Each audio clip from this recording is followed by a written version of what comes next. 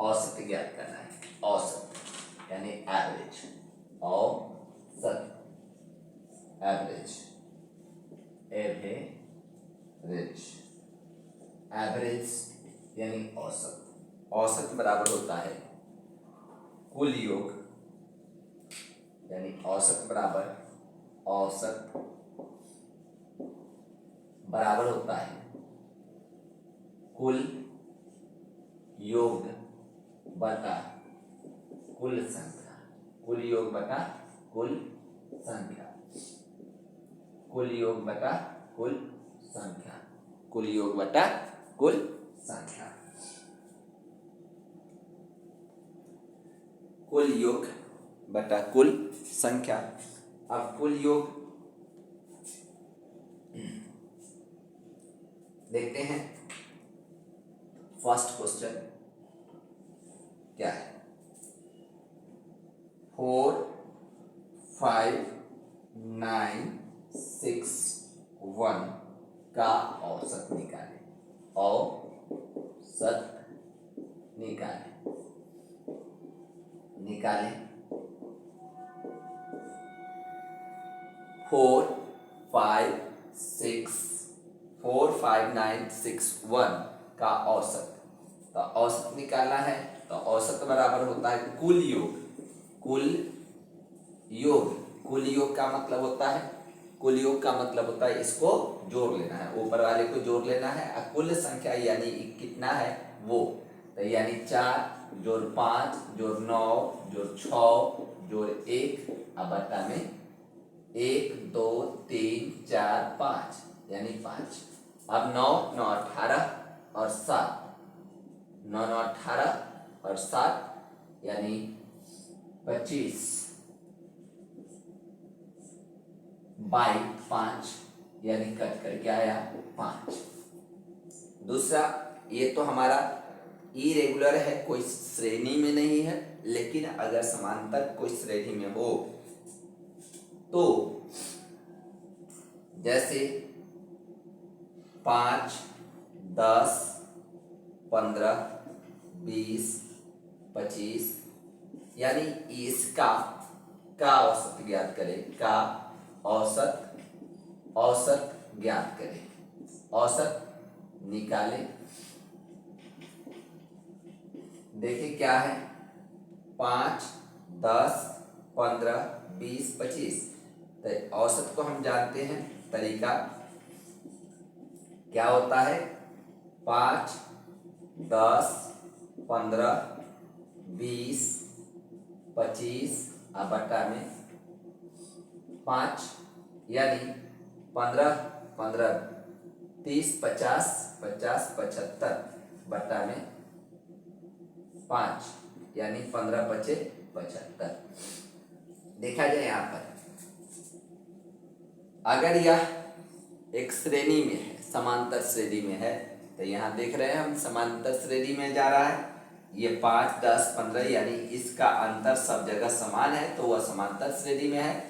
और समांतर श्रेणी में होता है तो हम देखते हैं इसमें औसत का मतलब होता है बीच में, यानी बीच में क्या है तो 15 है, यानी हम बीच वाला को देख लेते हैं। दूसरा तरीका क्या है, फर्स्ट और लास्ट को जोड़ दीजिए और उसका आधा कीजिए। फर्स्ट और लास्ट यानी इसको एक तरीका से, लेकिन यह तभी जब समांतर श्रेणी में होगा तो, अन्यथा नहीं। अब जैसे यहाँ देखते हैं, यहाँ 5 और फर्स्ट और लास्ट यानी फर्स्ट और लास्ट 1 + Tn बाई 2 यानी फर्स्ट और लास्ट को जोड़ते हैं। फर्स्ट क्या हो गया मेरा 5 और 25 और इसका आधा यानी 25 और 5 30, 25 5 30, 25 5 30, 25 और 5 क्या हो गया 30, 30 का आधा यानी मेरा 15 आ गया। तो देख रहे हैं हमारा बीच का यानी औसत होता है। औसत का मतलब क्या हो गया, बीच वाला भाग। अब हम देखते हैं सबसे पहले अब हम क्वेश्चन नंबर 2 दूसरा दूसरा यानी तीसरा क्वेश्चन को हम देखते हैं। तीसरा क्वेश्चन क्या कहते हैं?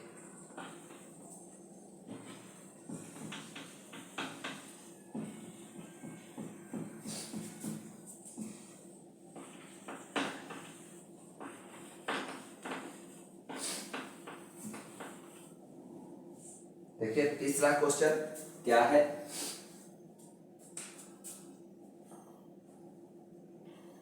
तीसरा क्वेश्चन है पांच लगातार प्राकृतिक संख्याओं का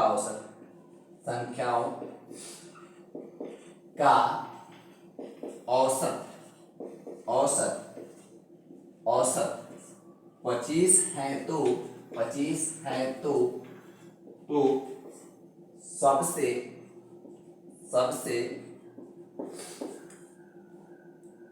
छोटी संख्या ज्ञात करें।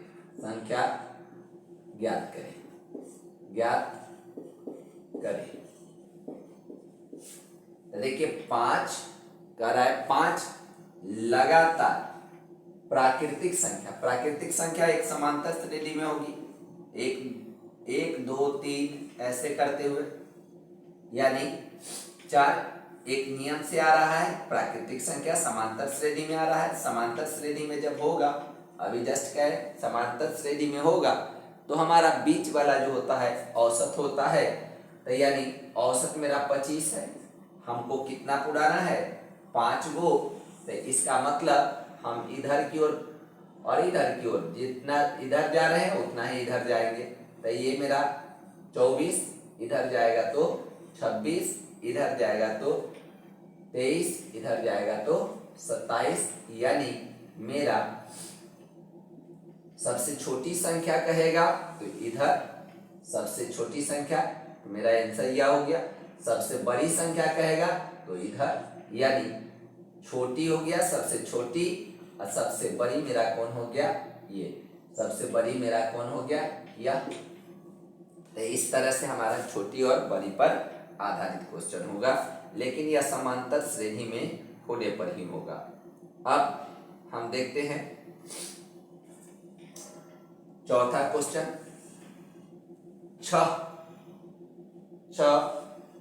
संख्याओं का औसत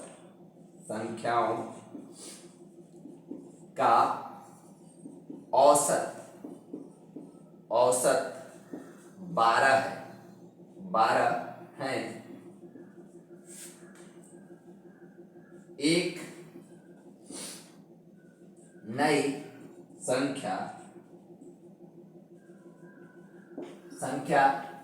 के आ जाने से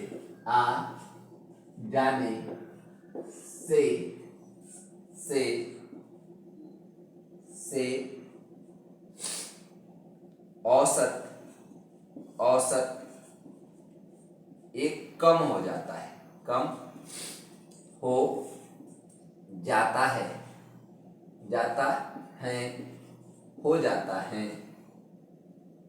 तो नई संख्या बताइए।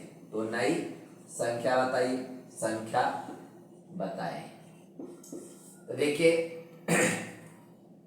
औसत यहां पर मेरा दिया हुआ है, क्या दिया हुआ है, एवरेज, और साथ ही संख्या दिया हुआ है। क्या दिया हुआ है, एवरेज दिया हुआ है और संख्या दिया हुआ है। क्या दिया हुआ है, संख्या, एवरेज और औसत और संख्या, औसत और क्या दिया हुआ है, संख्या दिया हुआ है, औसत और संख्या दिया हुआ है। तो देखिए औसत मेरा कितना है, 6, औसत मेरा है 12, संख्या कितनी है, 6। आप देखिए एक नई संख्या के आने से, यानी एक नया संख्या आ जाएगा, आने से यानी 6 में 1 जुट गया, औसत में एक कमी हो जाती है, कम हो जाता है, औसत क्या हो जाता है, 12 में से 1 कम कर देंगे, अभी देखिए इस फॉर्मूला से औसत गुने कुल संख्या बराबर कुल योग, यानी यहाँ क्या हो गया, कुल योग।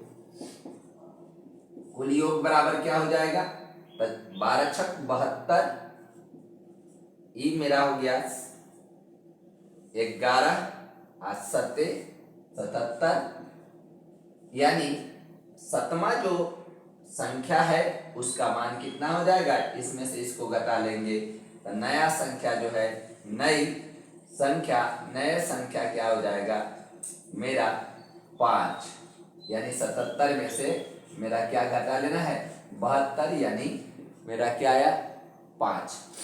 77 में से 5 जाएगा, 77 में से 72 जाएगा, तो मेरा क्या आया 5। यही हो गया औसत। तो अब